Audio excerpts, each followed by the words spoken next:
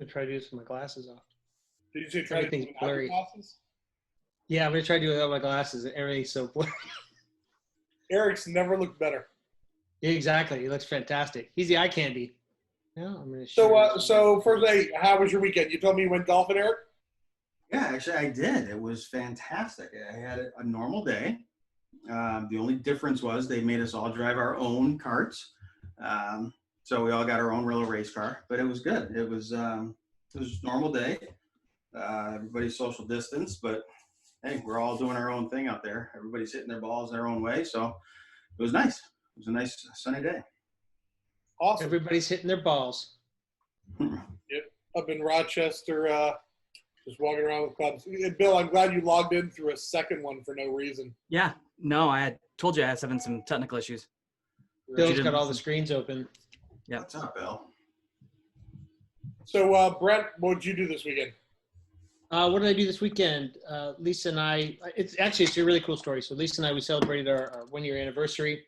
And there's that. Congrats. Yeah, so thank you. And there's an artist.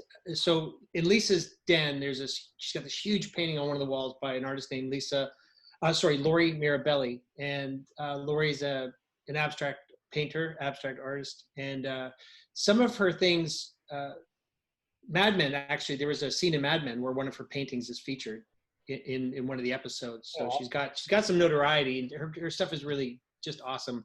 Lisa sent me this Instagram over a week ago, this Instagram post of one of her smaller paintings to kind of go, hey, do you like this? And I knew what she was doing. Like, let's get a reaction from him, and I'll order that for him.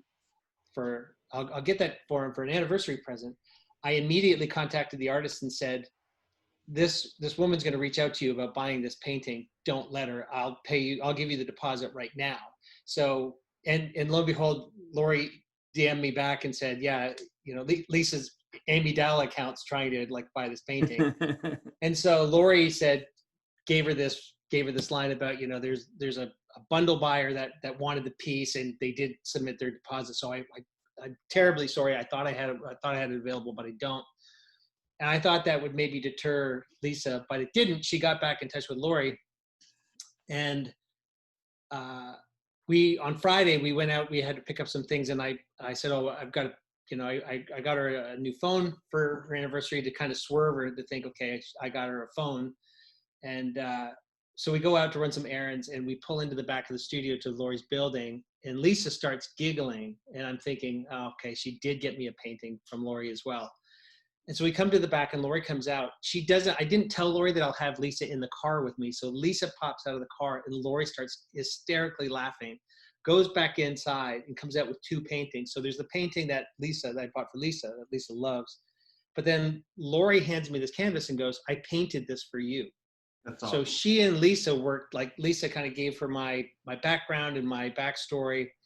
And one of the things on the painting that Lori did for me is there's the latitude and longitude of the place in Toronto where we had our first date, which is on these bracelets. So yeah, it's just this really dynamite gift that I don't think we'll ever be able to level up on. I said to Lisa, I said, next year I'll be like pot of gold chocolates and some KFC.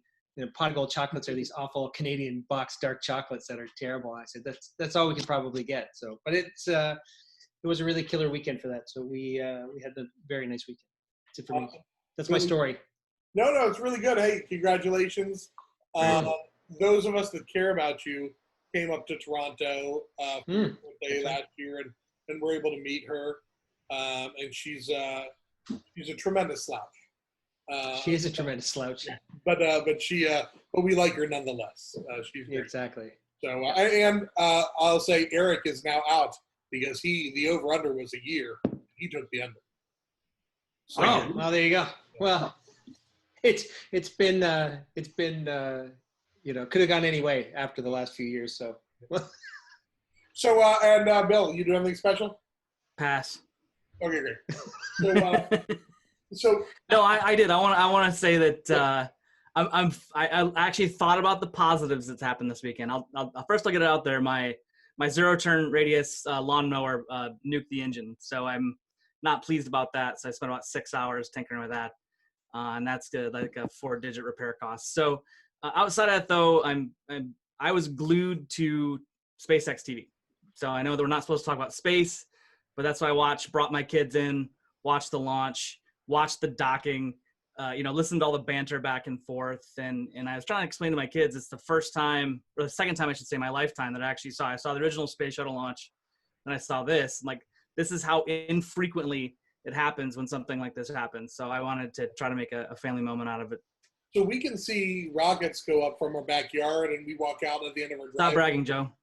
No, we can usually see it up, but we were out there, as was a bunch of other people, looking for it, and we couldn't see it from our vantage. So it went straight north. I think it's probably why you couldn't do it. They followed a different trajectory. So, yeah.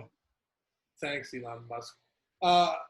So yeah, hey, listen. I besides nonstop spending time in the pool, I introduced my kid, my son, the oldest, Tim, to the Lord of the Rings trilogy. So we watched all 3 of those Friday, Saturday, Sunday. So we got through those, and it was great.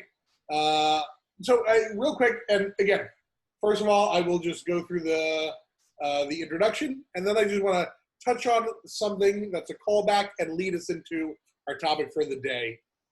But anybody that is on, I want to welcome you to your Monday Morning Roast, episode 5. I'm your host, Joe Webb, along with my co-hosts and best industry friends. Right now, we got Bill Playford, Brent Wees, and Eric Miltsch. David Hudson says he's going to be joining us. Again, our 5th episode, and this is the equivalent of good friends gathering around the old water cooler, coffee in hand, catching up on everyone's weekends, discussing current events, but moreover, topics such as life, love, and little work. You too will be able to join us if you want. If you have something to say. U2 is coming on the show? Yes.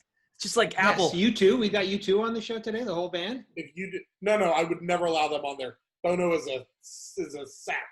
We're going to put Larry Mullen Jr. on here, and you can't take it off. It's going to be just like the iPod. It's going to be awesome. We are going to detook the edge. Worst thing that's ever happened to Apple was them allowing U2 to jam their crummy album onto my phone. So anyway, if people are up for it and want to join our discussion comments, start sharing notes in the thread. Say you want to join. We'll send you a link. And if you do join, just know that you might be subjected to a light roast. Hence, will be Monday Morning Roast. With that, cheers, boys.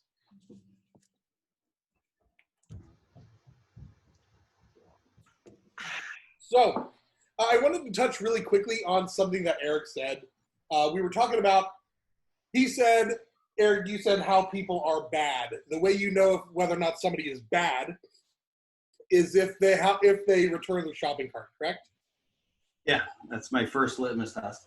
That's the first. So I started writing down. It made me think, what are my levels on, not levels, how do I believe somebody's bad? So I put together a list, and I want to share this with you, all right? Number 1, what makes people bad? How do you know when someone's bad? When they are a health insurance company, you're evil, like period. Health insurance company, evil. People who use God or the lack of one's belief in God as the reason bad things happen to them or others, evil. Like, oh, well, that happened to them because they don't believe in God, evil. People who hurt or abuse children, evil. People who cover up the abuse of children, evil. People that target the mentally handicapped, evil. If you hit a woman, evil. If you care more, and this is a little relevant, I apologize, this is the only thing I'll say. If you care more about broken windows than broken windpipes, then you're a bad person. If you insist on calling people chief, sport, pal, or friend, you're a bad person. You're just like, I mean, buddy is acceptable. Hey, buddy, that's fine. But if you're like, hey, chief, no, bad person. People who say, I'm just keeping it real. Or I'm telling it like it is. Or if they say, don't take offense, but if you start sentences with that or end, I'm just keeping it real, then you're a piece of shit. You probably said something bad for that. But when you can't stop talking about the exact same topic, I don't care if it's CrossFit, yoga, vaccines, organic, gluten-free, Chipotle, whatever it is, you're a bad person. Keto. If you mess with another man's vehicle, bad person. If you try to break up a marriage that's not your own for selfish reasons, bad person. People that give motivational speeches while driving, bad people. Name droppers, bad people. People in airports that have video conversations with their speaker on, bad people. People with little man syndrome, bad. People that keep finding food in their mouth after swallowing, bad. And I don't know, just so you know, like after you eat and you're still doing, like, you know, another thing, no, bad. People who don't stop talking during movies, bad people. People who try to show you things on their phone rather than just sending it to you, bad people. I would say that's old people, not bad people. Go ahead. Well, Didn't mean to interrupt there. But. People who, if everybody else is driving and you're going one after the other, like you should, and one insists on creeping up and breaking that. Oh, the merge. You're saying when you're merging into traffic. You're merging, okay. And then you're every other, and one person insists on not being every other, you're a bad person. And lastly, people named Todd. So my brother's name is Todd. He's a nice guy. I also said people named Brett. I had Brett on the list, and for a little while I had Chad, but I do know a couple of Chads I like. I think I met Todd. Todd is cool. Yeah, you met Todd at Google. Yeah, he was at Google. Dude. Yeah, I like Google Todd. in San Francisco. So yeah, he's with good that people. said, Thanks, Joe. Speaking about the merge, like I don't think anybody misses. I don't think anybody misses sitting in rush hour traffic. But with that said, on the rare occasions I have been able to get behind the wheel of my car, it does seem like less people are on the roads than before. But I will say, I average about 22,000 miles a year on my car. I love driving. I love being behind the wheel of a car, period. So what I've learned since this lockdown is that I do miss driving. I've had so many amazing, memorable experiences just behind the wheel of a car. So I just want to talk about how driving has affected your life in a positive, maybe sometimes negative way. So like road trips, for instance, are universal. We've all had amazing road trips. Bill and I have admittedly, and I don't use the word likely, epic. Like I hate people that use the word epic, but he and I have had a few epic road trips. So Bill, if you will, just tell me what are some things about driving that you enjoyed, but more of a story about a road trip that you took, we took, how you like being behind the wheel of a car. Well, I gotta say it's the same thing. Like, we typically put, between 2,000 and 3,000 miles a month on our cars. We drive everywhere all the time. And I gotta tell you, it's weird getting behind the wheel of the car. And I'm like that guy now doing like 50 and a 55. I'm just kind of like creeping along, like kind of looking, just, it's a weird sensation how fast like you lose that sort of peripheral ability just to scream along at 10 15 mile an hour over the speed limit. But I gotta say here, there isn't any change in traffic. There's still tons of people on the road. It's not really much different at all, unfortunately. But the one thing that gets me about driving slow is like I've always driven very, very fast. And so contrary to Joe's belief, but I've actually been over 165 miles an hour a couple times, and the fastest you've ever driven is 160. 165. 165. I think mine is maybe 120, and I think you were in the car when I was doing it. Yeah, that was across Montana. That was biblical. That was awesome. But we I've taken every car I've had over to triple digits. I don't condone this, kids. Don't do this at home. But it's just I like to drive really fast. I like that rush and that sensation. And yeah. Now it's like the opposite. Like it's like I'm just creeping along, white knuckling it, like waiting, not to run over anybody or run into any cars. So I'm kind of looking forward to getting back in that groove of driving and just being more comfortable with it. I know Miltsch has gone faster than me, though. I gotta think he has. So yeah, I mean, I said mine's probably 120. I mean, but really quickly, the road trip that Bill and I took is we flew into Salt Lake City expecting that we were going to go through Yellowstone. We had a group in Wyoming. We were going to be going to train. So we thought we'll come in through the south and out through the east. What it turns out is a few days before we got there and flew in, we recognized that during the winter, the east, west, and south gates in the Yellowstone are closed. So we had to fly into Salt Lake City, rent the car, drive all the way up into Idaho, all the way into Montana, back down into Yellowstone, drove about 4 or 5 hours into Yellowstone, 4 or 5 hours back, and then this is over the course of a couple of days. But Bill is driving bat out of hell at midnight, like 110. And sure enough, and kudos to him for there's an antelope. There's a gigantic antelope right in the middle of the road, and he somehow slams on the brakes enough where he doesn't just destroy the hell out of this thing. So credit to him.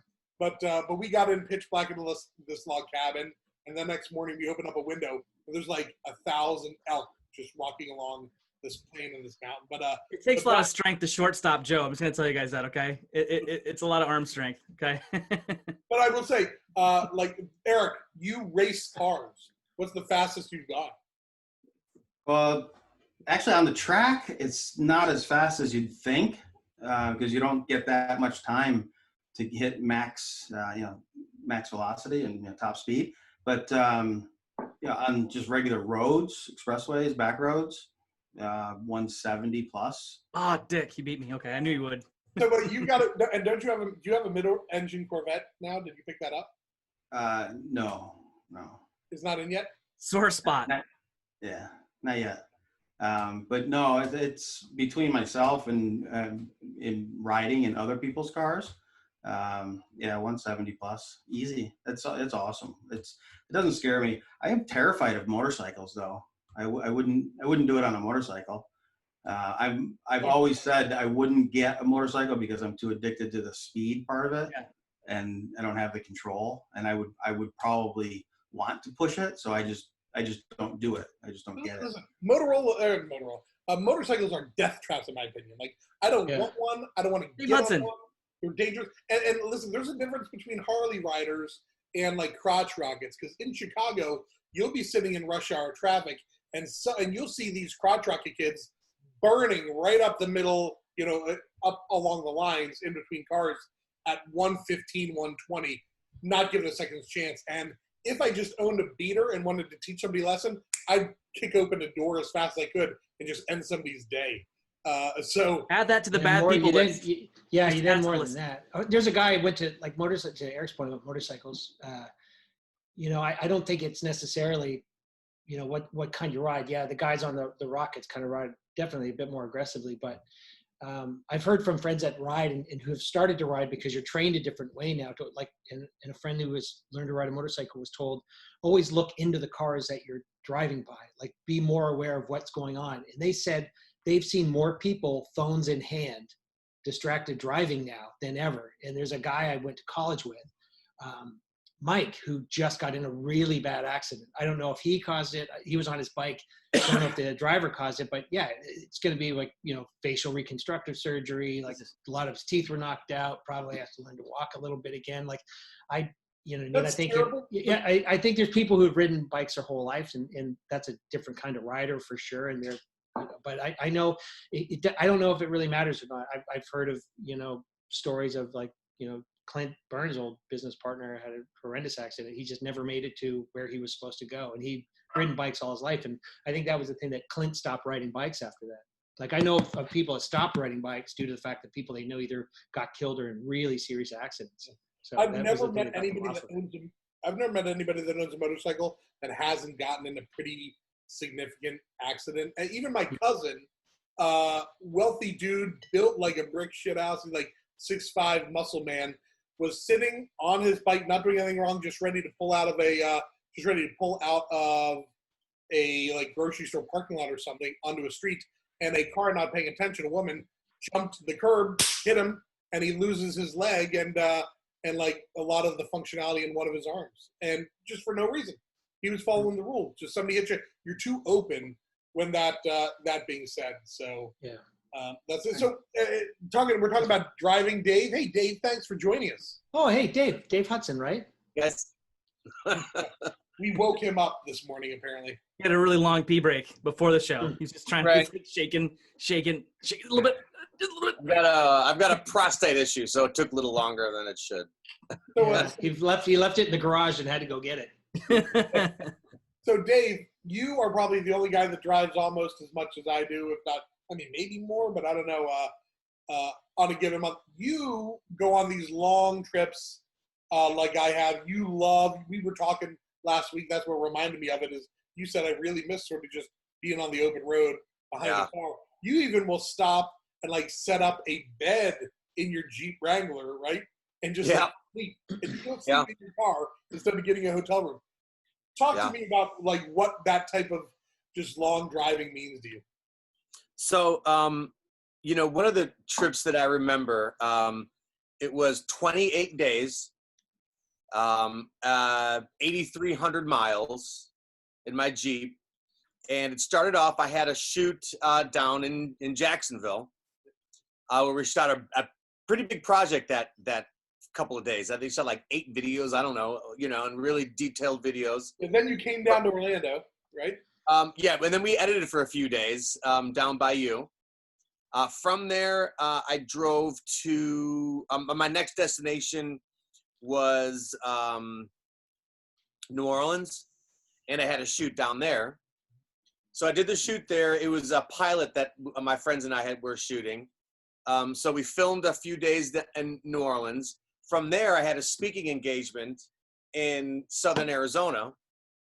So I went and did the speaking engagement, and then I had a shoot in Arizona a handful of days later. So I drove to California, met up with a good friend of mine, John Franzen, and then we drove up to Santa Cruz and back. And then I went back to Arizona, finished my shoot there. And then the next shoot that I had was all the way in Fort Wayne, Indiana, with you, Joe. So then, you know, I just meandered then across the country to finally get to Fort Wayne, and just watching the terrain change from Florida all the way to the East Coast. I mean, I went coast to coast on that trip. It was incredible. Awesome. I love it. I mean, I would sleep in the Jeep because then, you know, I'd stop at rest stops or campgrounds, and I'd camp, pitch a tent or a hammock. Stops and pitch a tent. and sleep in the Jeep, and it was just incredible, especially when I'd get out you know, west and into the desert and the mountains and that kind of stuff. It was, and I miss it. It's been too long now since I've been on the road. I'm really starting to miss it.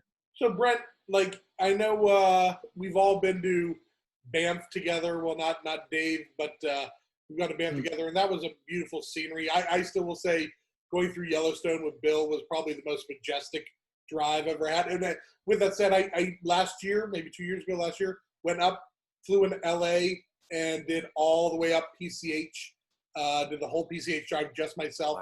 That was probably one of my best driving experiences. What is your most sort of majestic, beautiful drives that you've taken?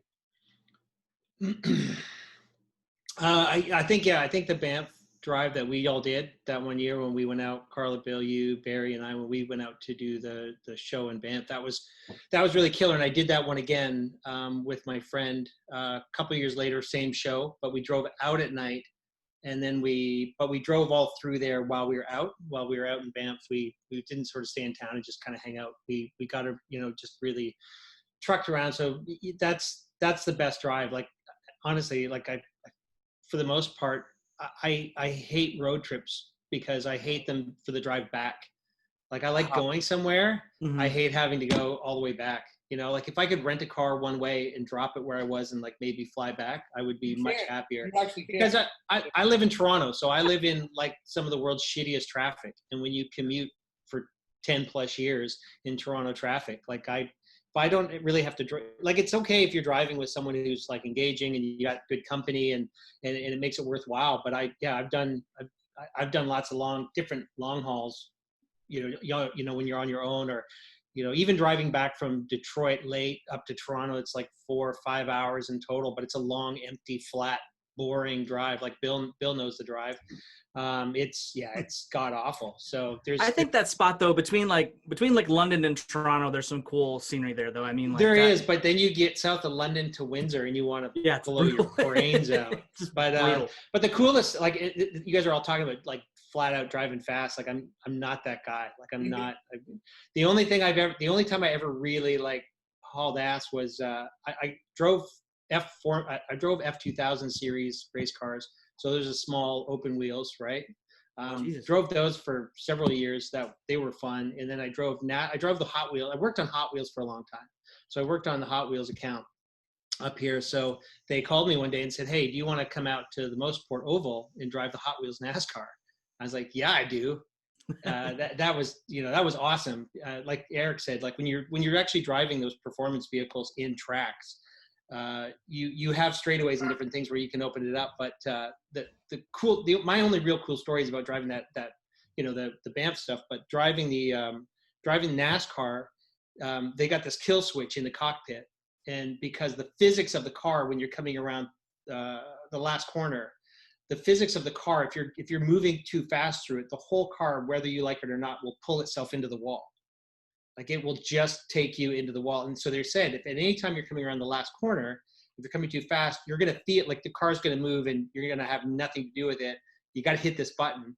And I had to hit the button. It's terrifying. I came around the bottom corner on that thing, and this car pulled, and it's everything they talked about, like the pure science of this massive, heavy, and the car's heavy. Like you drive Formula 2000 series, and these little light open wheel cockpit cars where you're in like this, and then you're strapped into this heavy, like they don't look heavy, and they're really not, but they drive heavy. They're low to the ground. They got huge tires on them.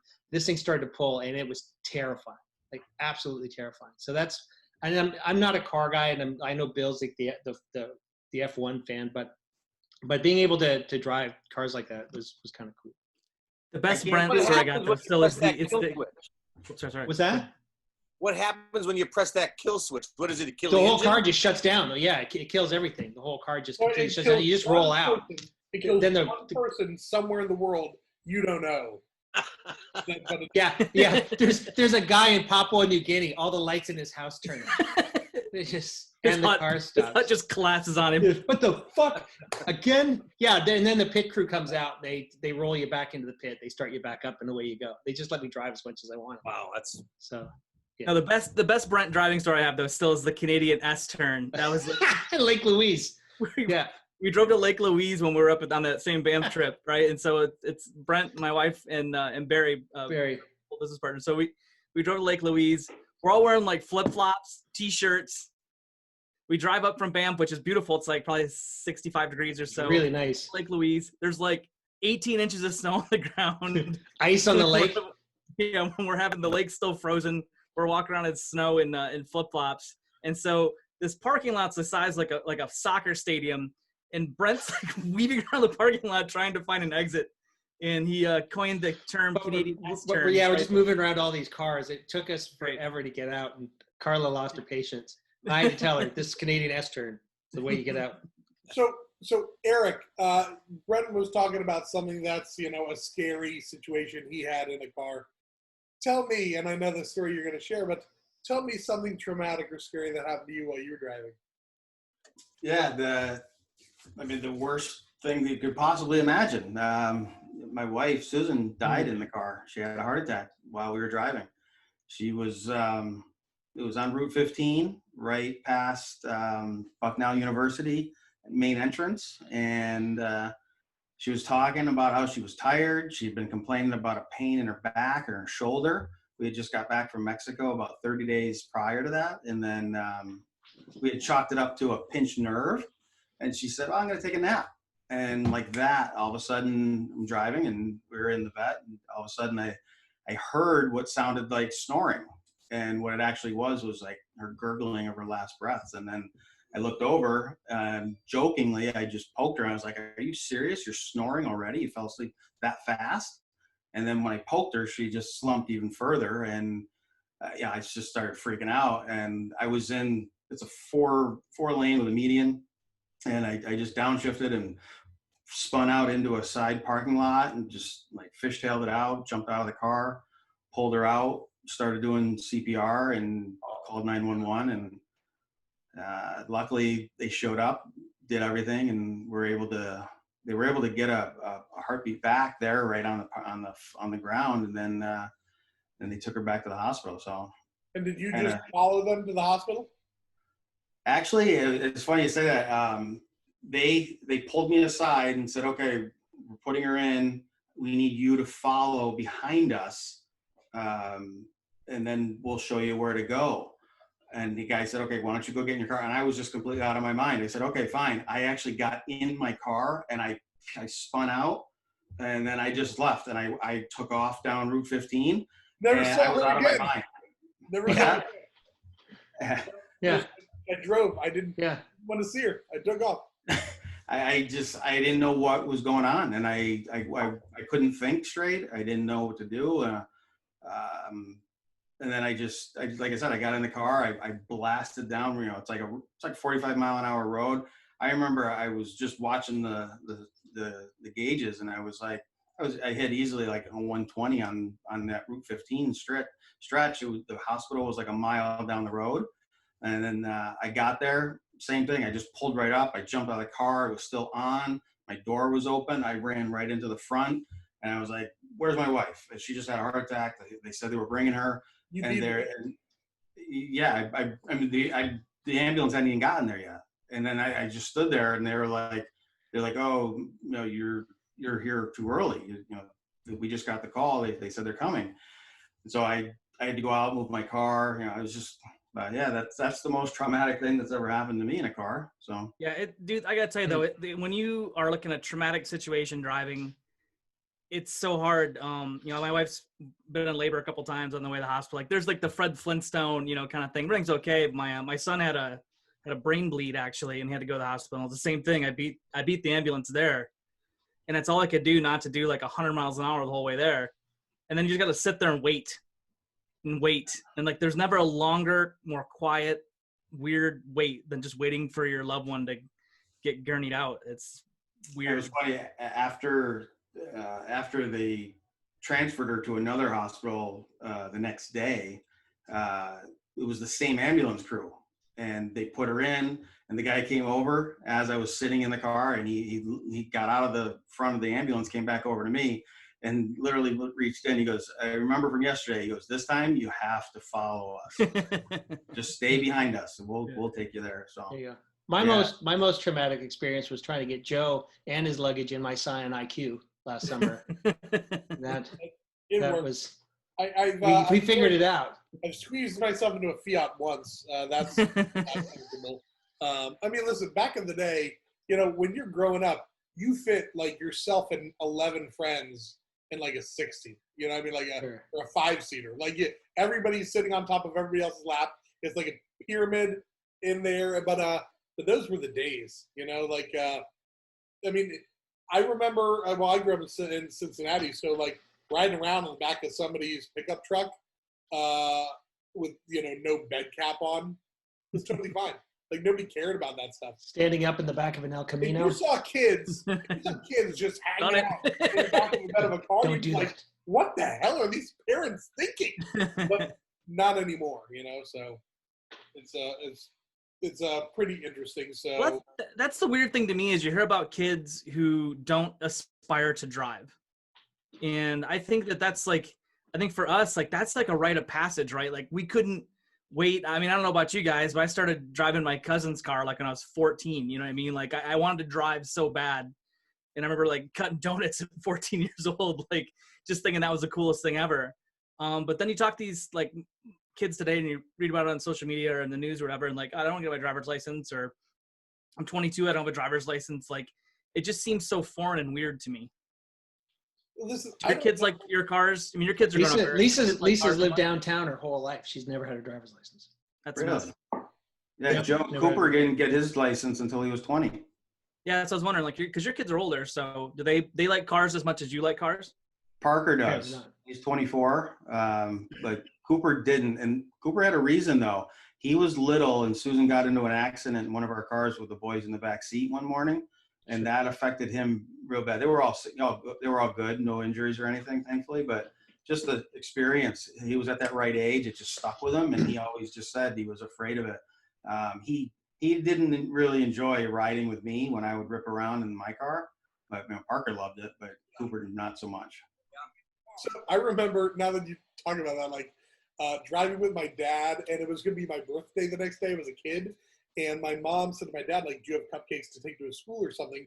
So he said no, so he piled me in the car and went off to the bakery, and it's in the evening, probably right before it closes, so he's racing there, but we stopped to turn in, and we're waiting for a light, and these kids come full bore and smash us. And they smash us so hard, my dad's car like rips into the strip mall and goes spinning and like ends right in front of the bakery. And I remember that my dad, it's all scary, boom, crash.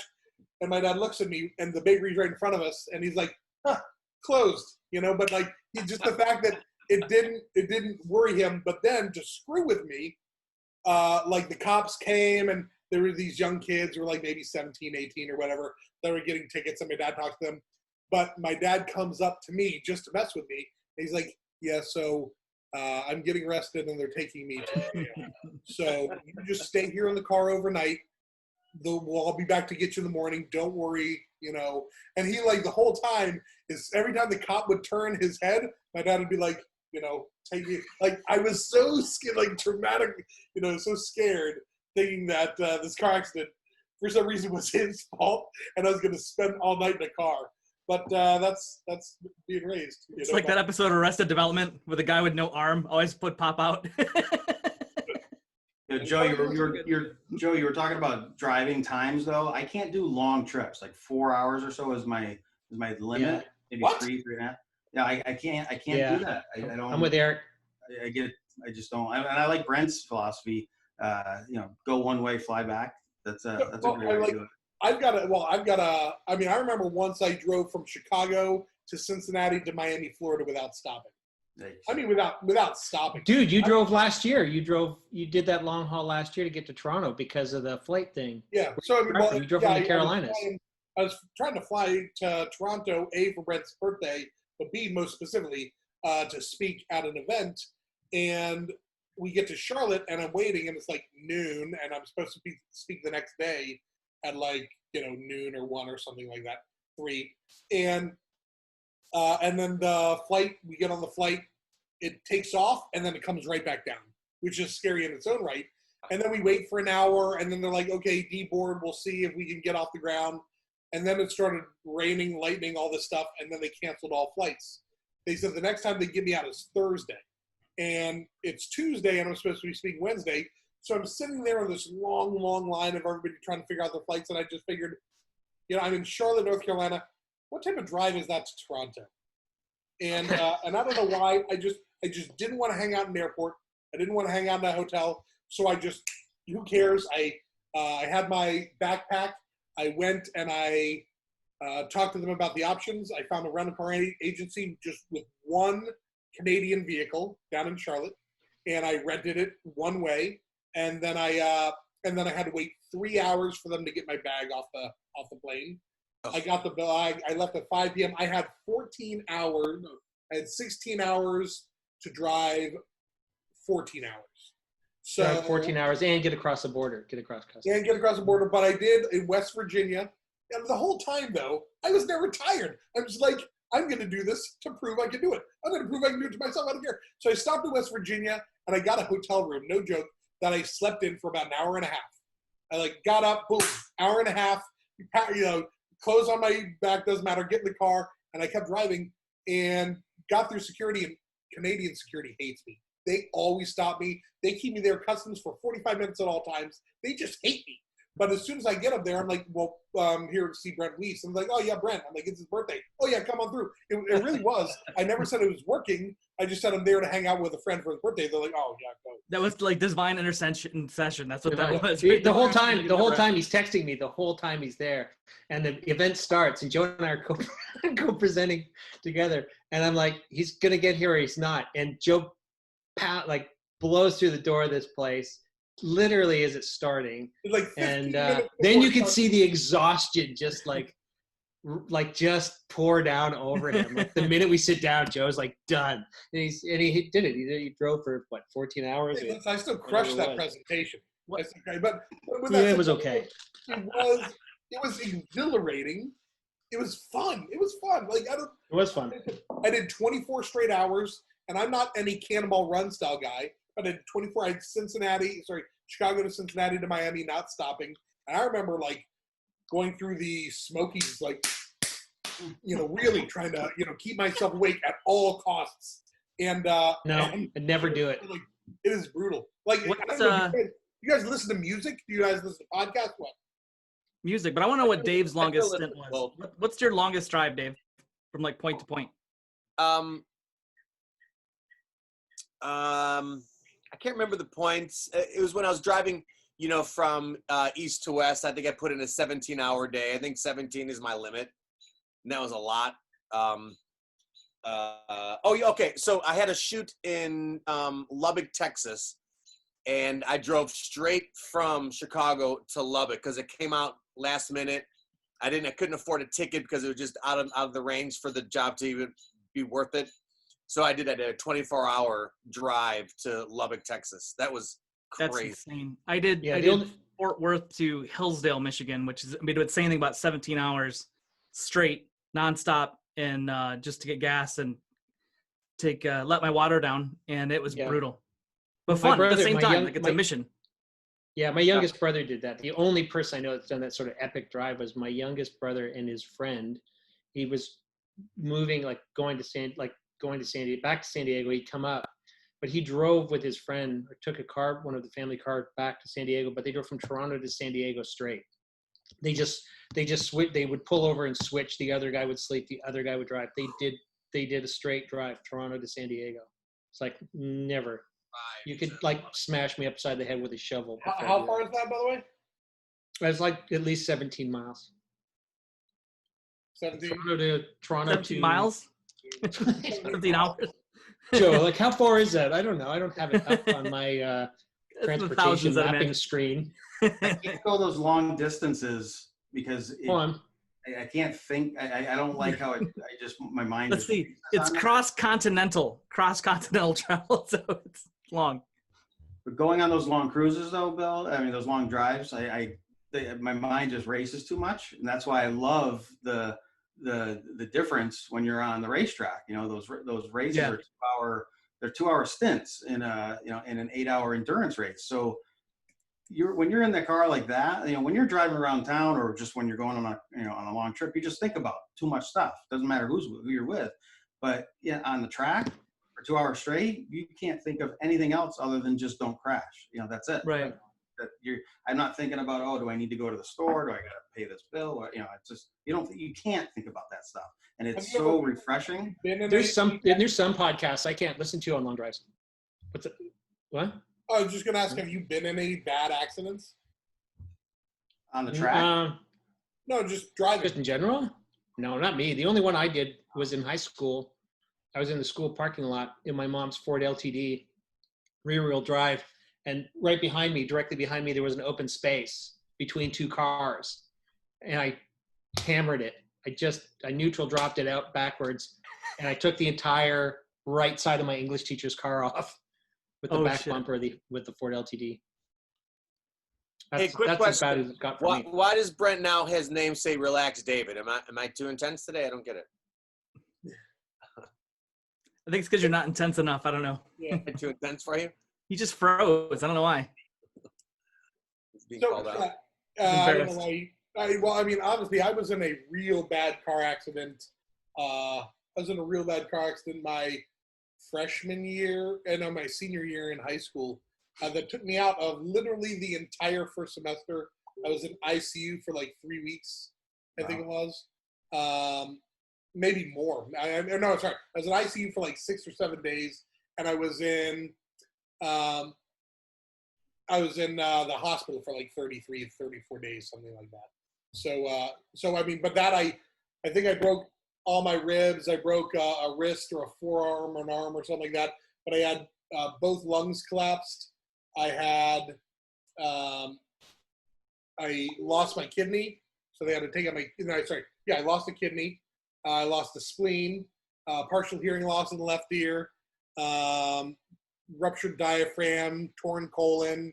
It was pretty bad. It took me a long time to recover from that one. What I'd say is I've been in now 2 or 3 serious accidents. The first full day I spent with my wife. We were in a car accident together. First day. But if you talk to Joe, he's the best driver ever. He's the best driver ever. Listen, Punk. You and I have spent. Would you say you and I have spent 100 hours together in cars? Probably, yeah. Easily, right? 100 hours. Of those 100 hours, how many have I driven? 90% of them. I think 90 hours. Yeah. Have we gotten in any car accidents? Thank God, no. And knock on wood, don't jinx me on that. I get it. When I let Dave drive, he is driving like a bat out of hell. He drives like a bat out of hell. So, not Dave, sorry, Bill. Bill drives like a bat out of hell. So, yeah, there's good reason why,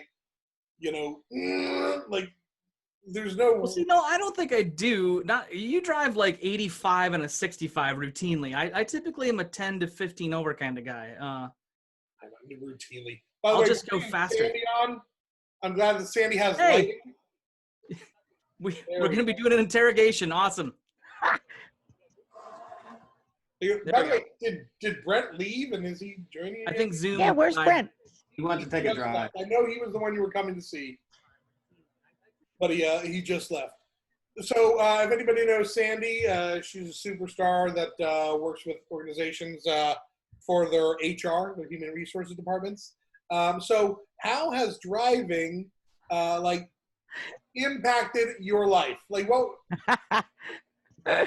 Well, driving has severely impacted my life. Wait, Joe sent me a message and I was like, well, I did crash into a cop car in 1992. It was a long time ago. That's like even though I work in the car business, I've always been like I work in HR. What, that's your fault. Oh yeah, that was my fault. It was absolutely my fault. Even if it wasn't. Even if there's no way I could have actually, back then I did try to spin it. I was like, oh, your car backed into me. No, he was in my lane. He was in my lane. It was like I was on I-95. It was 3:00 in the morning. You can imagine what else was going on with me at that point in my life. What's the statute of limitations on these things? I just want to know. Oh, I was convicted. I was totally convicted. I don't know if was it just like a fine, or did you lose your license, or? At the time we got to remember it was 1992. So they gave me basically a slap on the wrist and gave me probation before judgment, which I violated the probation. I mean, just the nature of, who I was at the time. I guess it's kind of funny that what I do is HR now today. It was,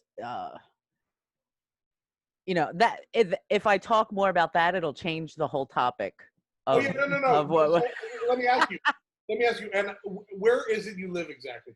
I live in Sarasota, Florida. Okay. So not all that far from you. Okay. So then what I will ask is, do you think you could live a life where you didn't need a car? Where maybe other people drove you around?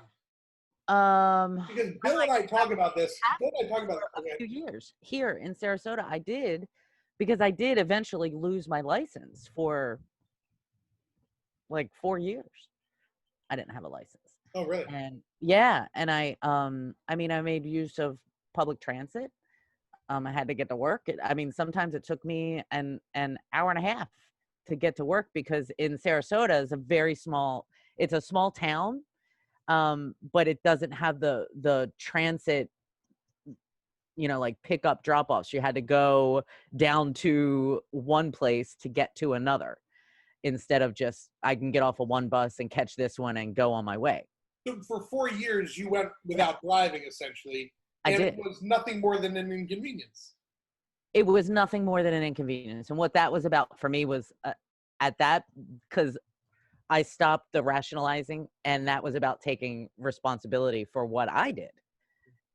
Okay, so this is my consequence. I don't have my license, so I still got to work. I still got to do all the things that I need to do, and I found a way to do it. I used to get up at 4. I worked in restaurants at the time, and I worked breakfast, lunch, so I had to be there at 6 a.m. I used to get up at like 3:30 to, get ready, and then catch the right bus to get to there to, Well, you do what you got to do. Well, I did deserve it. I absolutely deserved it. It's your fault. What do we want? I am blessed. Let me tell you something about that accident. I am blessed. Like, there was something watching out for me, because what happened with that accident, there was already an accident in progress.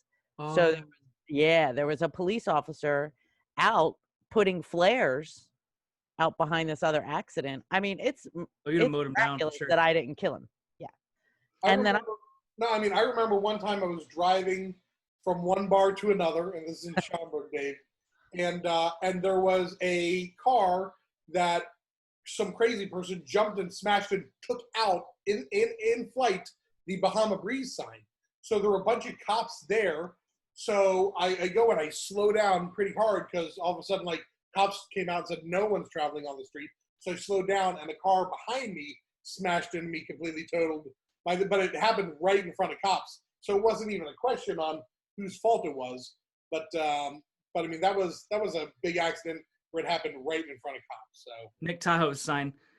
Dave, have you ever had a run-in with the cops while driving? Dave's pretty. No. I was gonna say, I just can't imagine it happening with Dave. It's just, I know. they apologize to Dave. They're pulling rules from it. Dave, it's all good, buddy. Peace and love. Just on your merry way. It's. is yet the operative word in there? Oh no, I doubt I'll ever have a problem with the police officer. Just because you're respectful. Listen. Okay, so my grandfather was a truck driver, and My father-in-law is a truck driver. Was a truck driver. So yeah. don't interrupt. So my grandfather was a truck driver, and just kidding. And he taught me how to drive.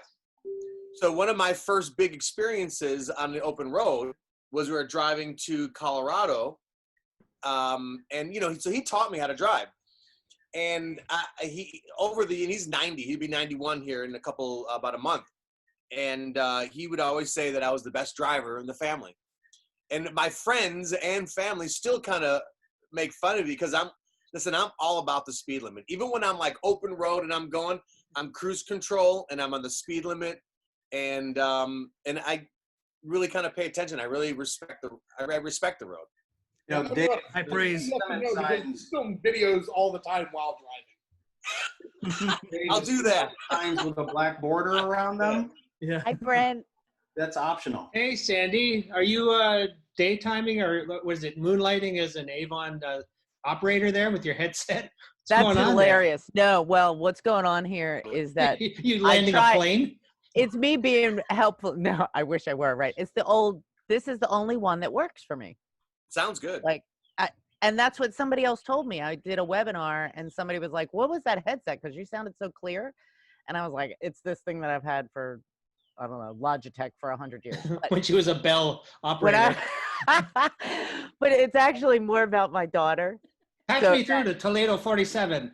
Yeah, exactly. Because keeping her quiet, and when she's sleeping, well, I don't know what she's doing right now. Like you never know what's going to happen. So when you work at home, and my 17-year-old who's off going to college, and congratulations, Brent. Oh, and also Joe, congratulations. Did I see something that you're on the board of WIA now?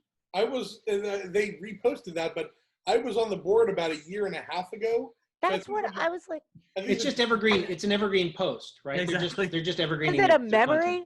Was it Yeah. like a Facebook memory or something? I'm fairly likable, so they're just using that. You are. You know what, Joe? You're like one of the when I first started on my own, it was at a WIA, but you were one of the first people who like.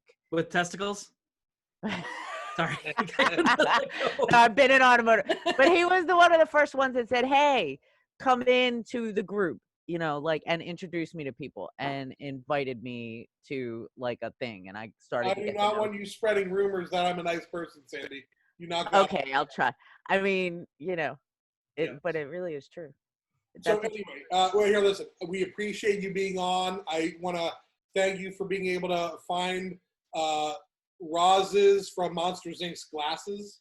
You're going to be able to give that back to her soon. You know what? I love the roasting because you know what that means? It means that you like me. We do. We do. I know. One way to look at it. I had. Notice I didn't roast you. I worked for it. Well, I like you. I love you. I know you did. I worked 18 years for a dealer that they used to mercilessly make fun of me. But give me what's one thing they said? Oh my God, Sandy can hit her head on the floor. Sandy can, because Wow. Oh well, that was actually a story when I first started working for them. I'm in the office, and the CFO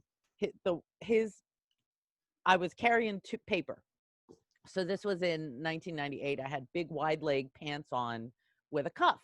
And you guys know me, I usually have on high heels, right? So that's always been, always. So I had papers in two hands and I'm going directly past his office to get to the copy machine because I had things to copy.